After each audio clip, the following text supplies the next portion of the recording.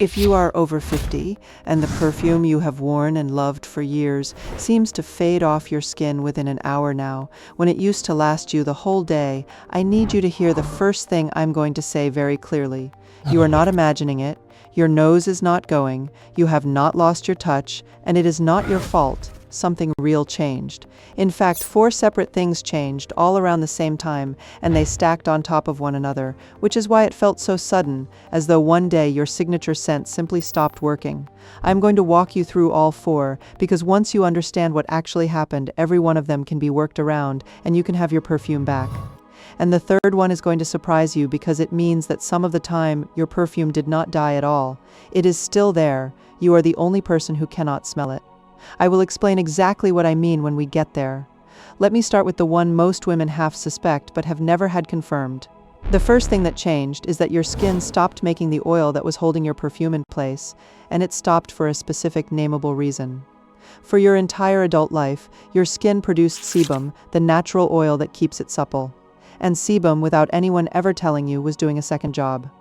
It was acting as a fixative for your perfume. Oil holds fragrance. I have said this in other videos, and it is the single most important fact in all of this.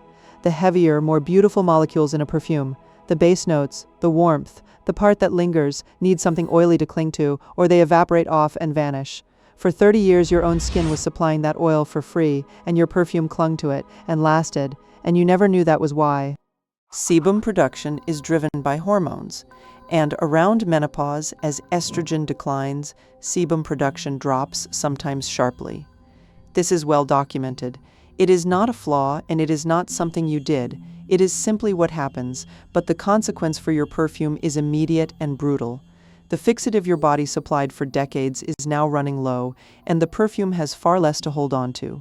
That is why it feels like it happened overnight. For a lot of women, it genuinely did happen over a relatively short window, because the hormonal shift behind it happened over a relatively short window. Your perfume did not change in that first phase, your skin stopped holding it.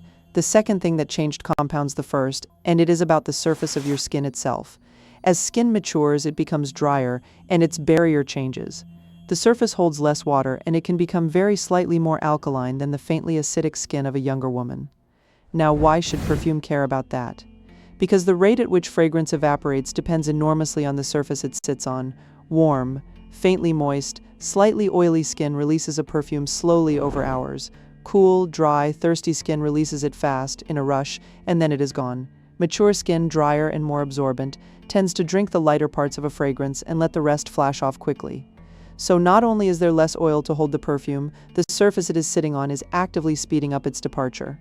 2 problems, pulling in the same direction, at the same time in your life. This is why the fade felt so total. It was never one thing, it was 2 things reinforcing each other. And now the third thing, which is the one I promised would surprise you, because it changes the entire story. Some of the time, your perfume has not faded at all. It is still there on your skin, releasing perfectly well. You simply cannot smell it anymore. And the people around you still can. This is called olfactory habituation, and it is one of the most reliable facts in the science of smell. Your brain is built to stop noticing a constant smell. It is a survival feature, a scent that is always present, carries no new information, so your brain filters it out to make room for smells that might matter, like smoke, or spoiled food, or a change in the room. You have experienced this your whole life. You walk into a house with a particular smell, and after 10 minutes you cannot smell it at all, while a visitor notices it the instant they arrive. Now think about what that means for a woman who has worn the same signature perfume for 20 or 30 years. You have habituated to it more completely than to any smell on earth. Your brain has decided correctly by its own logic that your signature scent is simply part of you background, not worth reporting. So you reach for more, you spray again at lunch, you add another few sprays before dinner, convinced it has vanished, when in truth you are now wearing far more than you realize, and everyone around you can smell all of it. You just cannot smell any of it.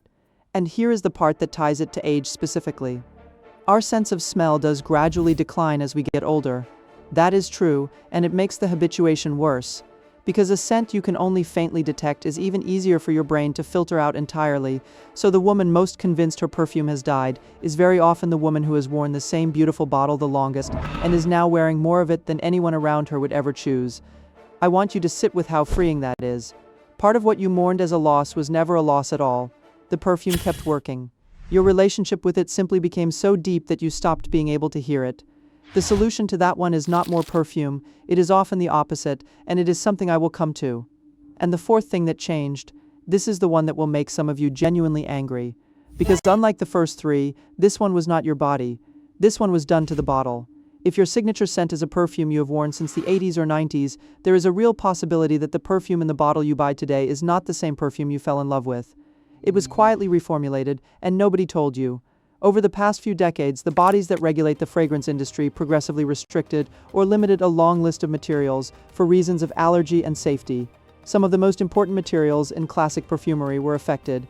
Oak moss, the deep, dark, mossy heart of the great cheaper perfumes, was heavily restricted. Certain rich musks were limited. Real oak moss and real animalic musks were exactly the kind of heavy, clinging, long-lasting materials that made vintage perfumes last for a day and a half on the skin. When those materials were restricted, the houses reformulated. They had to. And they did it quietly, kept the name and the bottle identical, and let you assume nothing had changed. But the new version often lasts less time and sits closer to the skin because the very molecules that gave the original its staying power were the ones that got restricted. So, a woman over 50 faces the cruelest possible combination. Her skin holds perfume less well than it used to, and the perfume itself has been reformulated to be lighter and shorter than it used to be. Both ends of the equation moved against her over the same span of years, and she was told about neither. That is the full picture. Less oil on your skin, a drier surface that speeds evaporation, a nose that has stopped reporting your oldest scent, and a bottle that may genuinely have been changed underneath you. 4 things, 1 window of time, no warning. Of course, it felt like your perfume died. Now let me give you every one of them back. For the loss of oil, you replace the fixative your skin used to supply. This is the most important fix, and the one that changes everything. Before you apply perfume, lay down a thin layer of an unscented oil on your pulse points, something stable like jojoba, or apply an unscented moisturizer to the same spots. You are putting back exactly what time took away, an oily surface for the fragrance to cling to. Women who do only this one thing routinely tell me their perfume went from lasting an hour to lasting most of the day. It is the single highest value change available to you. For the drier, faster surface, you use the moisture as well as the oil. Apply to skin that is still faintly damp and warm, and moisturize first. And you change what you buy. Reach for higher concentrations. The words matter. Eau de parfum, and better still, parfum or extrait, contain more oil and more of the heavy materials, and they perform far better on dry, mature skin than a light eau de toilette, which is mostly the fleeting top of a fragrance and will disappear on you almost immediately. The plainer, stronger, more concentrated bottle is your friend now. You should also consider shifting the family of scent you wear, because some families simply survive on mature skin and others do not. The light, fresh, citrus and aquatic and green scents, the ones that felt so wonderful in your 30s, are built almost entirely from volatile top notes, and they will vanish on dry skin in minutes. The families that last are the warm, heavy ones. Ambers, resins, woods, sandalwood, and cedar, warm orientals with vanilla and spice. These are dense with exactly the kind of long-lasting molecules that cling even when your skin is not helping. Many women find that the perfume they thought they lost the ability to wear, they simply outgrew the family of, and a richer, warmer scent lasts on them beautifully. For the habituation, the fix is not more perfume, it is a rest. Stop wearing your signature scent every single day. Put it away for 2 or 3 weeks and wear something completely different or nothing.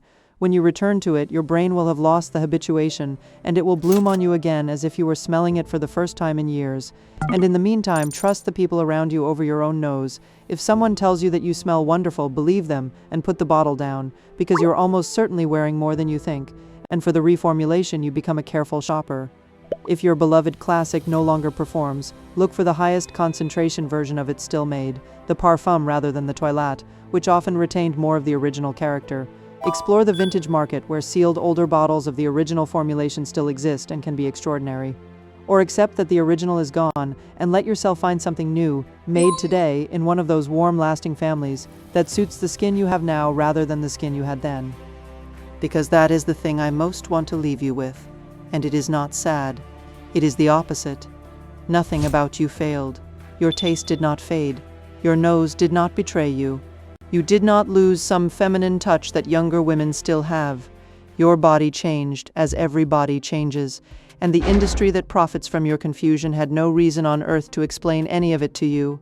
It was easier and far more profitable to let you believe you had simply lost your way with perfume, and to let you keep buying bottles trying to find your way back. You had not lost anything. You were never told the rules had changed. Now you know all 4 of them, and every one of them bends. The perfume you loved, or a better one for the woman you are now, is completely within your reach, and it always was. So tell me in the comments, and I read every single one. What was your signature scent, the one you have worn for years? When did you first notice it fading?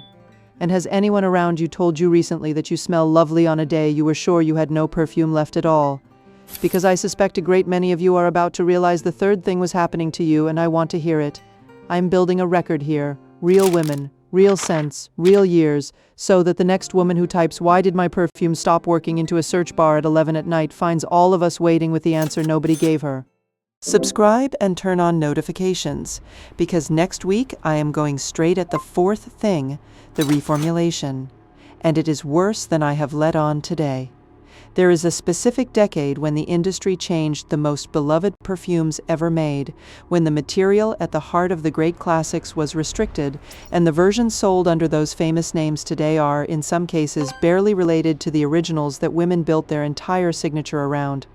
I am going to name the scents, name what was taken out, and tell you exactly where the real thing can still be found. If you have ever bought a fresh bottle of an old favorite and thought, "This is not how I remember it," that one is for you.